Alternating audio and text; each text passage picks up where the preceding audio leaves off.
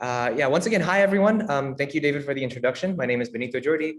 I am one of the engineers here at ThirdAI. I've been working on data pipelines and sequential data modeling for the past few months now. And I'm really excited to finally share this with you guys in our second webinar of the year. So yeah, this is an upcoming offering called the Sequential Classifier, just like the tabular classifier. It's plug and play, it's a classification model, but this time it leverages information from sequences of user interactions. So what kind of user interactions are we talking about here? It can range from a user watching a movie, a user adding an item to cart, a user making a financial transaction. So really just about any interaction you can think about. And just based on those examples alone, we can see that this can be very useful for applications such as personalized recommendation systems or fraud detection. Today, I'm going to focus on the first application here, personalized recommendation systems, simply because it's a very common use case. It's users basically expect that your product is smart enough to know what they need, to know what they want based on what they've done in the past. And so to have a clearer look into what this actually looks like behind the scenes, let's visit one of the example data sets. Okay, so now I'm going to print the first few lines of this data set called Netflix train. Yeah, so for those of you who are unfamiliar with the Netflix data set, it's a data set with around 100 million samples. Each sample is a rating given by one of 300,000 users to one of 17,000 movies. So if you think about the user movie matrix here, it's a matrix with about 5 billion values. A little on the, it would be very expensive to run something like singular value decomposition on a data set of this size. Here we can take a look at the columns that we have. It's very simple. Each row only has a timestamp, the ID of the user that gave the rating, the movie ID that is being rated, the rating, the title, release date, and so on. And as the platform, your goal is to figure out, okay, based on what the user has done before, what is the next thing they're going to watch? And then you're going to give it to them on like a silver platter. You can recommend this to them and really streamline the customer journey. So one of the ways that people usually do this is through matrix factorization or collaborative filtering, as it's also known. The idea is that you calculate these affinity scores between each user movie pair, and then you retrieve the K movies with the highest scores. You can do this with our sequential classifier actually very easily. All you need to do is to define the model with the bolt.sequential classifier constructor. You tell it the size of the model that you want, and you describe the data set. So here I told the model that I want a large model, and I also have the user column in a column called user ID, and there are 300,000 unique values. I also tell the model that I want to predict movies, and there are 17,000 of them. So yeah, so this is my target. And then since this is a sequential classifier where we want to model things in the way that they appear, we also care about the timestamp. So we also pass the timestamp column there. Now we can run this right away, and this performs about as well as any collaborative filtering or matrix factorization model out there.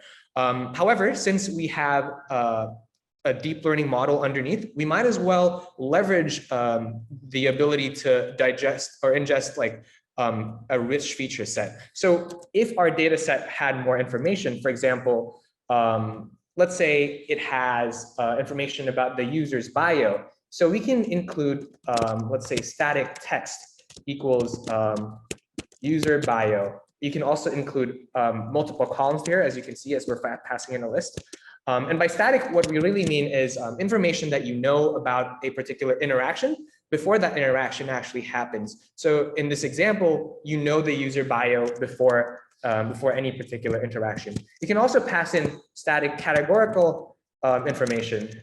For example, you can pass in their favorite genres,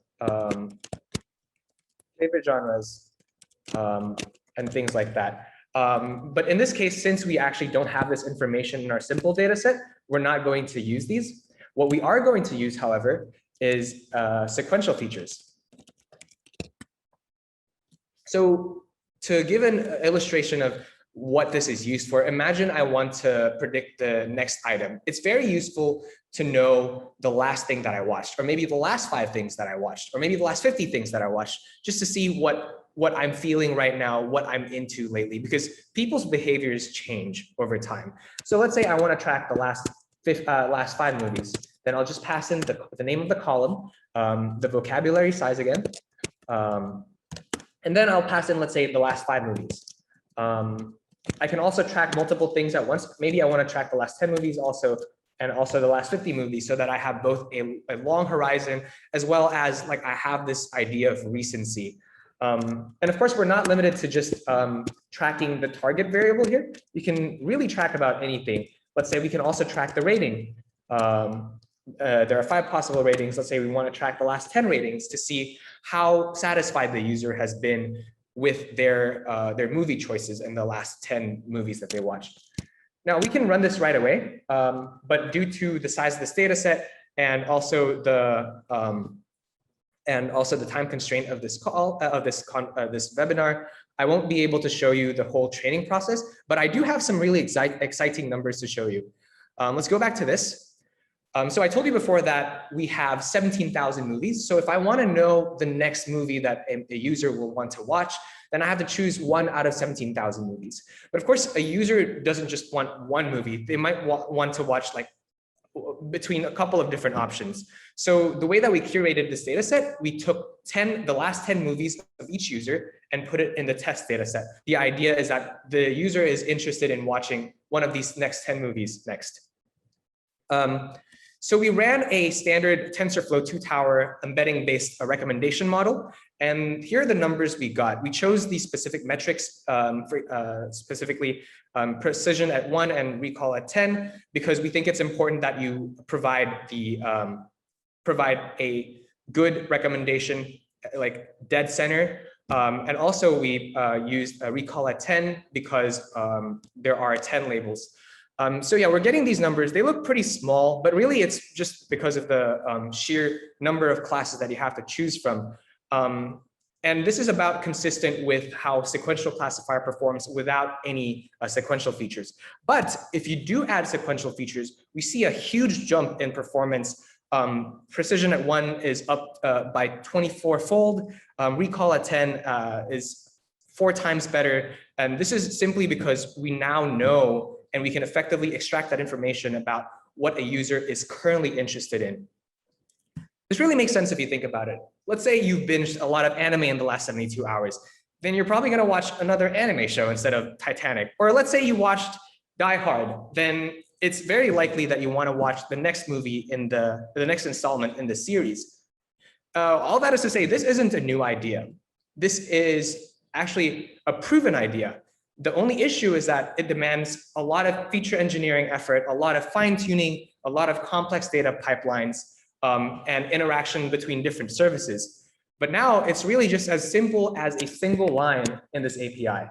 And this single line leverages a very efficient data pipeline built specifically for our Bolt engine that also, by the way, loads everything in a streaming fashion so that it can fit your big data needs. So thank you for listening. That's it for me today.